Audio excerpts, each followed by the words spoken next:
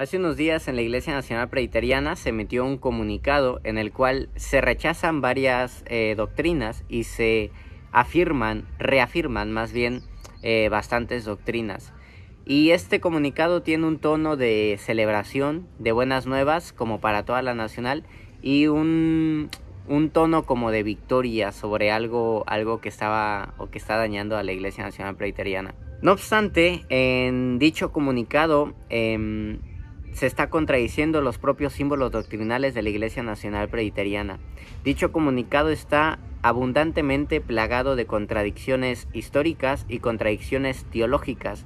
Se aleja más de la visión reformada, de la visión calvinista, de la visión que surgió en el siglo XVI, que de cualquier otra cosa, la mera verdad. Entonces, voy a explicar en este video las contradicciones que se encuentran también, con el fin de dar un poco de luz a esta pequeña discusión. Antes de comenzar, quiero aclarar que este video no es para un ataque personal hacia nadie, ni es con el fin de dañar la institución de la Iglesia Nacional Presbiteriana, sino con el fin de aportar algo a esta pequeña discusión y de que si hay algo de verdad aquí, que nos corrijamos entonces para que hagamos lo que la verdad manda, no lo que una autoridad humana nos dice. En primer lugar, voy a leer el comunicado. Si quieren adelantar el video, adelante.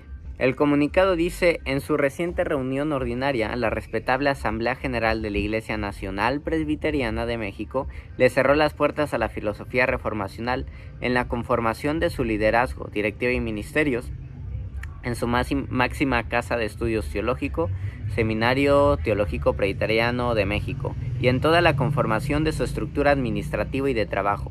Le dijo no a pensamientos como, pasa a enumerar los pensamientos: el mandato cultural, la creación, la caída, la redención y la consumación, fíjense, esferas de soberanía y diversidad modal, la religión como raíz de pensamiento, la ley como orden cósmico, que son los principales planteamientos filosóficos y teológicos de la corriente neocalvinista originada en los Países Bajos en el siglo XX, impulsada principalmente por los pensadores Hermann Dooyeweerd y el Dr. T.H. Vollenhoven.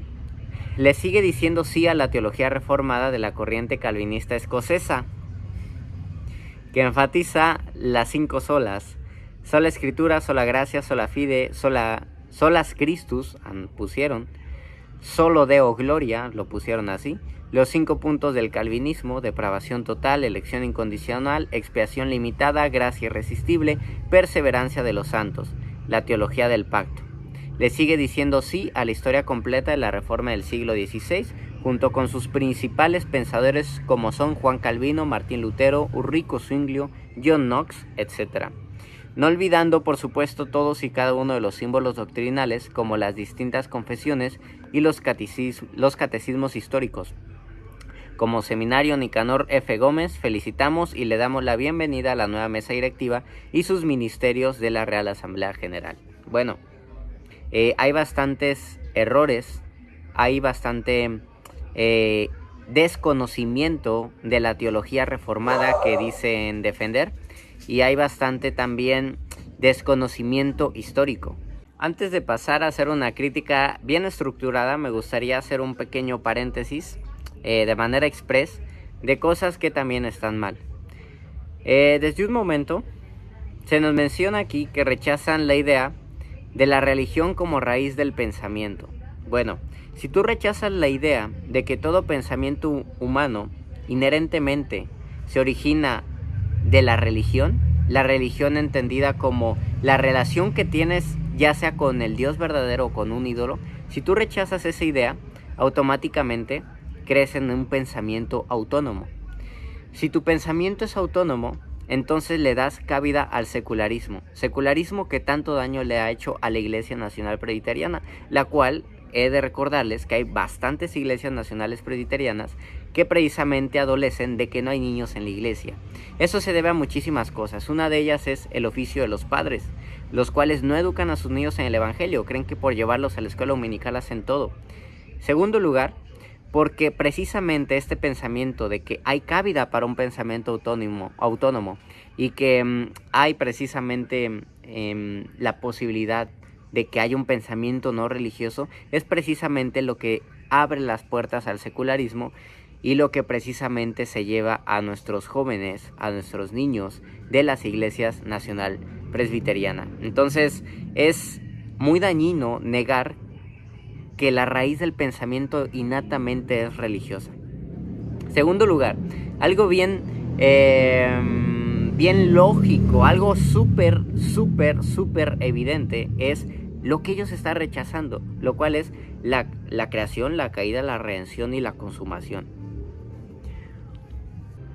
Vea un manual de teología sistemática, vea un manual de dogmática, vea el credo apostólico, vea la institución de la religión cristiana, vea la confesión de fe de Westminster, vea la confesión belga, vea la estructura del catecismo mayor y menor de Westminster, que es símbolo doctrinal de la Iglesia Nacional Presbiteriana, y te vas a dar cuenta que la columna vertebral que conduce todas estas doctrinas que expresan estos documentos es la creación, la caída, la redención y la consumación. Obra trinitaria: el Padre crea, el Hijo redime y el Espíritu Santo santifica y lleva a la consumación. Negar esto es negar la propia esencia cristiana. Incluso si eres católico romano papista, incluso si eres oriental ortodoxo, incluso si eres, no lo sé, de la iglesia etíope, incluso si eres bautista, incluso si eres cualquier otra denominación que se haga llamar cristiana, vas a encontrar que la médula, la línea vertebral que une todo esto es la creación, la caída, la redención y la consumación. ¿Cómo es posible que una iglesia nacional de la línea reformada, o que diga ser de la línea reformada, niega la creación, la caída, la redención y la consumación? Entonces, ¿en qué creen? Ahora sí, pasaré a mostrar de una manera más estructurada lo que se dice que está mal y lo que considero que está bien de acuerdo a las confesiones. Primero dicen que ellos niegan la ley como orden cósmico. No es necesario ser de filosofía reformacional, no es necesario ser de la filosofía de Germán Doyevert, que afirma precisamente que hay una palabra ley en todo el cosmos. No es necesario ser de filosofía reformacional para creer en la afirmación bíblica que hay una ley de Dios que rige todo el universo, que rige toda la historia. Es más, nosotros no solamente lo podemos encontrar en las escrituras, también lo podemos encontrar en la confesión de fe de Westminster y en la confesión belga. La confesión de fe de Westminster, en el capítulo 5, cuando habla de la providencia, dice: Dios, el gran creador de todas las cosas, sostiene, dirige, dispone y gobierna todas las criaturas, las acciones y las cosas, desde la más grande hasta la más pequeña, por medio de su más sabia y santa providencia, según su infalible presciencia y el libre e inmutable consejo de su propia voluntad, para la alabanza de la gloria de su sabiduría, poder, justicia, bondad y misericordia. El artículo 13 de la confesión belga, hablando de la providencia divina, dice: creemos que el mismo Dios, después de haber creado todas las cosas, no las abandonó ni las entregó a la fortuna o a la suerte, sino que las rige y las gobierna de acuerdo a su santa voluntad, la cual obviamente sabemos que es su ley, de modo que nada sucede en este mundo sin su designio, el cual su designio es ley. Podemos ver entonces que tanto en la confesión de fe de Westminster como en la confesión belga, a la cual la Iglesia Nacional Presbiteriana se adhiere, se encuentra esta idea de un orden cósmico. Si no le quiere llamar orden cósmico porque supuestamente es de filosofía reformacional, supuestamente, entonces llámale la ley de Dios en la creación, entonces llámale la palabra de Dios en la creación, llámale la providencia divina, pero al final de cuentas es la misma idea de que Dios rige con su ley, con su palabra, todas las cosas en este mundo, por medio obviamente de su providencia divina. Entonces, aquí se muestra un total desconocimiento a las ideas que ellos rechazan. Yo supongo que para que ellos rechacen una idea tienen que conocerla.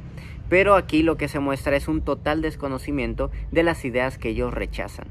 Lo que terminan haciendo es reduciendo la teología reformada al neocalvinismo norteamericano. ¿Cuál es el neocalvinismo norteamericano? Bueno, el neocalvinismo norteamericano es aquel que surgió precisamente a finales del siglo pasado, inicios de este siglo, más allá por ahí del 2000, no recuerdo muy bien, me pueden dejar en los comentarios muy bien la fecha, pero en el calvinismo norteamericano, precisamente, toda la teología reformada se reduce a los 5 puntos calvinistas. No hablamos entonces de teología reformada, estamos hablando de una especie de soteriologismo reformado, y ya está. Es un reduccionismo total de la teología reformada. Hay un completo desconocimiento de la teología reformada. Juan Calvino jamás tuvo en todas sus instituciones esta idea de reducir la teología reformada o la idea bíblica de todo lo que se nos viene a solamente la salvación personal de las 5 solas. Es más, los 5 puntos calvinistas ni siquiera aparecen como tal, así estructurados en la institución de la religión cristiana. La institución de la religión cristiana es una obra totalmente trinitaria y totalmente arraigada en lo que ellos están rechazando: creación, caída, redención y consumación. Juan Calvino, en su institución de la religión cristiana, les voy a dejar las citas en los comentarios del video, en los comentarios, en la descripción del video les voy a dejar las citas en su institución en la religión cristiana, acerca de lo que nos enseña la creación del mundo. Juan Calvino dice: entre tanto, no desdeñemos deleitarnos con las obras de Dios que se ofrecen a nuestros ojos en tan gran excelente teatro como es el mundo, porque, como hemos dicho al principio de este libro, es la primera enseñanza de nuestra fe, según el orden de la naturaleza, aunque no sea la principal. Comprender que cuantas cosas vemos en el mundo son obras de Dios, y contemplar con reverencia el fin para el que Dios las ha creado. Juan Calvino nos muestra con esta afirmación precisamente también la parte amplia de su pensamiento, la cual no es una visión de Dios soteriologista, sino una versión de un Dios soberano que creó el mundo, que después de que cayó Él lo redimió en Cristo y que lo llevará a una consumación. Un Dios soberano que gobierna todas las cosas con su sabiduría y con su designio, como lo dicen las confesiones reformadas. Si tú no le quieres llamar ley cósmica, porque eso es de reformacionales, no le llames ley cósmica, adhiérete a lo que la idea nos da, lo que la idea es en esencia, que viene precisamente de la Biblia, que Dios gobierna todas las cosas con su sabiduría, con su palabra y con su ley. Esto es algo bien importante. Pongo una cita más de Juan Calvino en donde muestra la amplitud precisamente de la soberanía de Dios y de su reinado.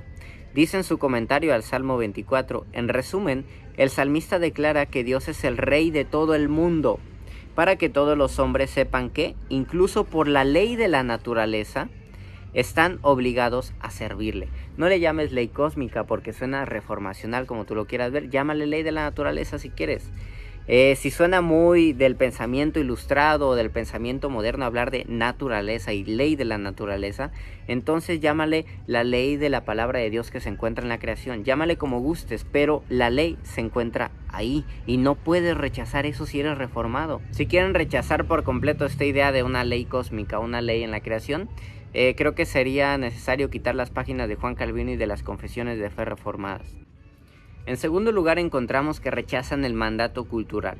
¿Qué es el mandato cultural? El mandato cultural es la interpretación que le da la Iglesia a lo que encontramos en las Escrituras, específicamente al inicio de las Escrituras, en Génesis, cuando se le dice a Adán que sojuzgue la tierra, que labre la tierra, que cultive la tierra. Lo que se entiende por esa idea es lo que precisamente el hombre como imagen de Dios hace, que es cultivar, no solamente en el sentido de cultivar arroz, cultivar frijol, cultivar alguna especie de planta, sino desarrollar todo lo que tenemos. Estos libros que ven aquí, por ejemplo, el comentario de Casiodoro de Reina, ¿cómo se hizo? Obviamente tomaron un papel, el hombre creó el papel, el hombre creó la pasta, el hombre creó la pintura dorada para darle sus acabados. Eso es el mandato cultural, es que el hombre precisamente desarrolle la creación porque él es imagen de Dios. Ahora, no necesitas ser reformacional para creer en el mandato cultural. no necesita ser de alguna especie de filosofía moderna o posmoderna que tanto ha dañado a la iglesia para ser... para creer en el mandato cultural. No lo necesitas hacer. Encontramos la idea del mandato cultural desde la propia teología reformada. Juan Calvino precisamente no se cierra a los desarrollos que va teniendo el hombre en la cultura. Juan Calvino precisamente ve esos desarrollos como parte del Espíritu de Dios inspirando al hombre. Dice Juan Calvino en su Institución, libro 2, capítulo 2, si reconocemos al Espíritu de Dios por única fuente y manantial de la verdad, ojo, no desecharemos ni menospreciaremos la verdad donde quiera que la hallaremos, a no ser que queramos hacer una injuria al Espíritu de Dios, porque los dones del Espíritu no pueden ser menospreciados sin que Él mismo sea menospreciado y rebajado. Para Juan Calvino no podemos rechazar ningún desarrollo cultural si es verdadero y si es bueno, porque precisamente proviene del Espíritu de Dios, el cual utiliza al hombre. Si ustedes quieren rechazar el mandato cultural, van a tener que quitar estas páginas también de la institución de la religión cristiana, porque supuestamente es un invento del siglo XX. También Juan Calvino dice una afirmación incluso que puede sonar un poco alarmante para algunos, y yo creo que sonaría bastante alarmante para las personas que posiblemente escribieron este escrito, porque hay un total desconocimiento del calvinismo, de la teología reformada. Si alguno objeta, dice Juan Calvino, ¿qué tiene que ver el Espíritu de Dios con los impíos tan alejados de Dios? Respondo que, al decir que el Espíritu de Dios reside únicamente en los cielos, ha de entenderse del Espíritu de santificación, por el cual somos consagrados a Dios como templos suyos. Pero entre tanto, Dios no cesa de llenar, vivificar y mover con la virtud de ese mismo Espíritu a todas sus criaturas, y ello conforme a la naturaleza que a cada una de ellas les dio para crearlas. Sí, pues Dios ha querido que los infieles nos sirviesen para entender la física, la dialéctica, las matemáticas y otras ciencias, sirvámonos de ellos en esto, temiendo que nuestra negligencia sea castigada si despreciamos los dones de Dios doquiera nos fueren ofrecidos. Si nosotros negamos el mandato cultural, estamos haciendo dos cosas. Primero, viviendo de manera irreal. ¿Qué cosas que tú tienes en la casa no son precisamente debido al mandato cultural? ¿No es acaso este celular con el que estoy grabando un fruto del mandato cultural en donde el hombre somete toda la creación para crear cosas nuevas? ¿Por qué voy a rechazar el mandato cultural entonces? No tiene sentido. Tampoco es una idea del siglo XX el mandato cultural. Que se le haya hecho énfasis al mandato cultural en el siglo XX es otro asunto, pero denotas tu desconocimiento histórico en que precisamente dices que el mandato cultural surge en el siglo XX. Segunda cuestión, aparte de que no puedes vivir en coherencia negando el mandato cultural, teológicamente hablando tampoco lo puedes negar. Si te quieres adherir a una confesión de fe reformada, si quieres ser confesional, si quieres ser reformado, no puedes negar el mandato cultural, excusándote de que es una idea de los reformacionales, porque no es así. Si hay algo en la cultura que nos puede causar más ruido como cristianos o como cristianos latinoamericanos, es la política. A veces creemos que la política es un área en la que el cristiano no se puede meter, no se debe de meter para no mancharse. No obstante, la visión calvinista, de la cual se nota en este escrito que hay un desconocimiento total, nos dice: por tanto, no se debe poner en duda que el poder civil, dice Juan Calvino, es una vocación no solamente santa y legítima delante de Dios, sino también muy sacrosanta y honrosa entre todas las vocaciones. También, en uno de sus comentarios bíblicos, dice: si la voluntad del Señor es gobernar el mundo así, cualquiera que menosprecie y rechace la potestad se esfuerza por trastornar el orden de Dios, resistiendo al mismo Dios, menospreciando la providencia de quien es el autor del poder político y emprende, por tanto, la lucha contra él.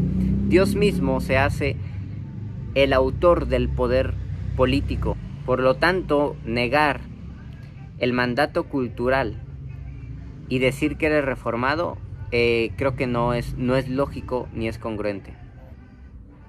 Otro detalle de este escrito es que ellos dicen respaldarse en la teología reformada escocesa, diciendo sí a las 5 solas, y a los 5 puntos del calvinismo. Si dicen respaldarse en la teología reformada escocesa, ¿por qué no está un salterio de salmos en la Iglesia Nacional Presbiteriana? Si queremos ser coherentes históricamente, y si ustedes se quieren respaldar en la teología reformada escocesa, ¿por qué? ¿Por qué no está eso? Creo que eso está de más, creo que es más que evidente esta situación en la que se incurre, que es una falta de desconocimiento total y que lastimosamente es muy lamentable. Lo que estamos viendo aquí es muy importante porque con estas afirmaciones, las cuales ya fueron eliminadas, yo espero que se hayan retractado o que vayan a cambiar su énfasis teológico. Si ellos no se retractan y no cambian su énfasis teológico, lo que estamos viendo aquí es el próximo énfasis que se le va a dar a la Iglesia Nacional Presbiteriana en este siguiente periodo. ¿Y qué podemos ver?